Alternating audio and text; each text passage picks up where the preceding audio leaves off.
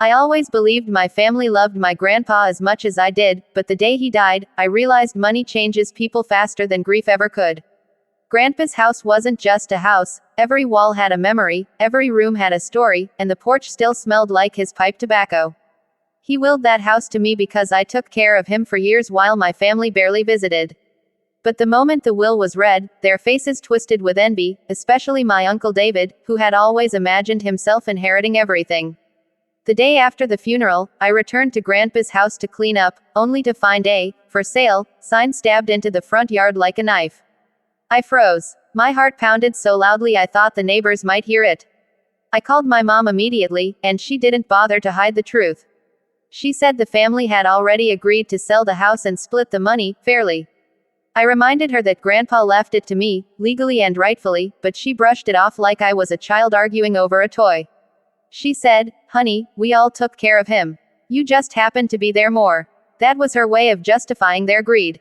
I drove straight to my Aunt Lisa's place, where they were all gathered, my mother, my uncle, Aunt Lisa, and 2 cousins. They sat comfortably in her living room eating snacks, as if they were discussing a casual shopping plan instead of stealing my inheritance. When I confronted them, they remained shockingly calm. My uncle smirked and said, "You're young. You don't need that old house. We already accepted an offer." I was stunned. They had sold it without my signature, without my permission, without even pretending to ask. "How?" I demanded. Uncle David shrugged and said they told the buyers I was fine with it. They forged my initials on paperwork, staged access for the realtor, and pretended I was hands-off.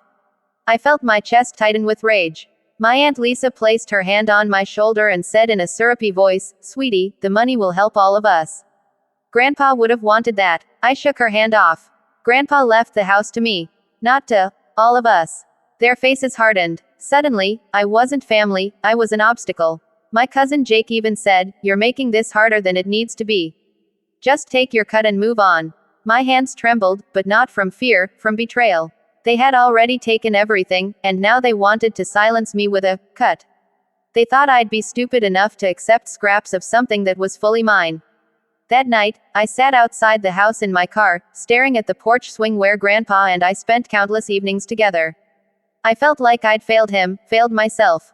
But then something strange happened. My phone buzzed with an email notification. The sender was a name I didn't recognize, Harold Parker, attorney at law.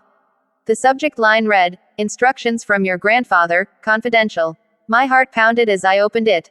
Inside was a short message: "Your grandfather entrusted me with information to be delivered to you only if the house was ever sold without your consent. Please come to my office tomorrow morning." I sat there stunned. Grandpa had planned for this. Why? How did he know? What information could possibly help now, when the house was already sold? I didn't sleep that night. I sat up replaying every conversation I ever had with him, every hint, every story. He always said, "People show their true colors when money walks into the room." At the time, I laughed it off. Now, I realized he had known exactly how greedy the family was. Maybe he had seen it long before I did. The next morning, I walked into the lawyer's office with shaky breath. The attorney smiled kindly and handed me a sealed envelope. "Your grandfather expected this," he said. My fingers trembled as I broke the seal. Inside were 2 items, a letter written in Grandpa's shaky handwriting, and a USB drive. My hands shook as I unfolded Grandpa's letter. His handwriting was weak, shaky, but still unmistakably his. "If you're reading this," it began, "then the family did exactly what I always feared they would." My breath caught in my throat.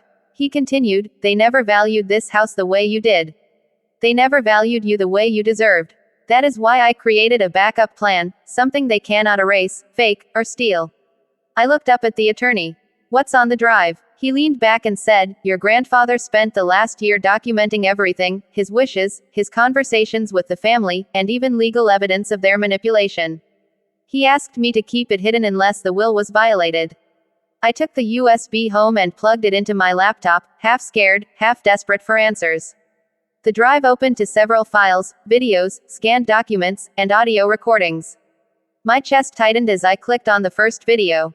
There was Grandpa, sitting in his favorite recliner, looking straight into the camera. "If they ever take what's yours," he said, his voice weak but steady, "you show them this." The next file was a recorded meeting between Grandpa and his doctor. The doctor confirmed Grandpa was of completely sound mind when writing the will. Another file showed Grandpa talking to a lawyer, clearly stating that the house belonged solely to me and that no other family member had any claim to it. But it was the last folder that made my stomach twist. It was labeled, Conversations. I clicked it open and froze.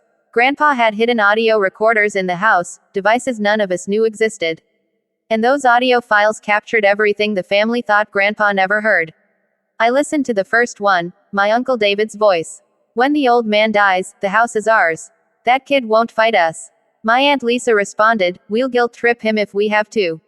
He's always been soft. Another file captured my mother saying, he thinks Dad left the house out of love. Please. Dad only did it because he felt sorry for him.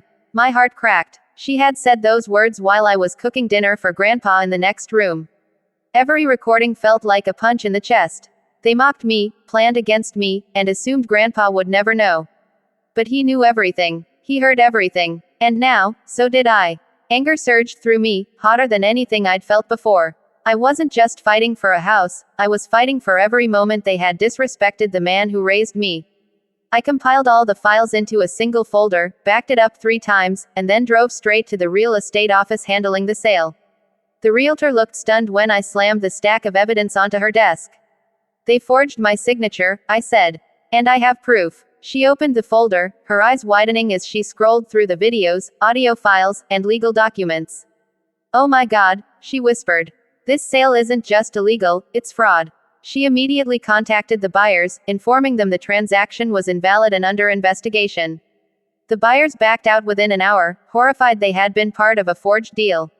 My family, however, didn't find out until later that night.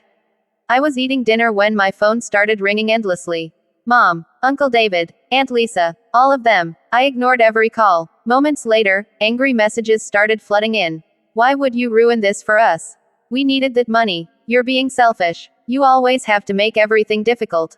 I stared at my screen in disbelief. They stole from me, and I was the selfish one. I blocked them all. 2 days later, I received another email from Grandpa's attorney. There's one more thing, it read. He asked me to come back to the office. I arrived expecting more documents, but instead, the attorney handed me a key. Your grandfather wanted this given to you personally. The key belonged to a safety deposit box. Inside it, I found one last letter from Grandpa and a small stack of documents. The letter read, the house was never the real treasure. What I'm giving you now is your future. Use it wisely, and never let anyone take advantage of your kindness. Underneath the letter were property deeds, not just for the house, but for 2 additional properties Grandpa had secretly owned. And all of them were in my name. When I walked out of the bank that day, the sunlight felt different. Brighter, warmer, almost like Grandpa was walking beside me. I sat in my car staring at the deeds in my hands, 3 properties in total. The house they tried to steal from me, a small cabin on the edge of town, and a rental duplex already generating income. All of it in my name. My family had no idea Grandpa had protected me this deeply. As I drove back to Grandpa's house, I felt a strange mix of sadness and strength. I wished he were here to see the look on my face, to see the way he still managed to protect me even after he was gone. When I pulled into the driveway, I saw my Uncle David's truck parked outside. My stomach tightened. He stormed toward me the moment I got out of the car. What did you do? He barked, his face red with anger. Do you realize how much money you cost us? I calmly locked my car and walked past him. You cost yourself, I said. You committed fraud. He grabbed my arm. Don't walk away from me. I turned slowly and stared straight into his eyes. Touch me again, and I'll add assault to the police report. He froze, his hand dropping instantly. He hadn't expected me to fight back, not the kid he once dismissed as weak and soft. My Aunt Lisa stepped out of the house, tears streaming down her face, but they weren't tears of guilt. They were tears of frustration. We needed that money, she cried. We deserved something after all these years. You deserved nothing, I said coldly. Grandpa knew who was there for him. That's why he trusted me, not any of you. My mother was sitting on the porch, arms crossed, eyes dark with disappointment. Not disappointment in them, in me. I raised you better than to destroy your own family, she said bitterly. I felt something inside me snap. No, I said quietly. You raised me to accept being used. But I'm done. She opened her mouth to speak, but I pulled out my phone and pressed play on one of the recordings, her voice, clear as day. he thinks Dad left the house out of love. Please. Dad only did it because he felt sorry for him.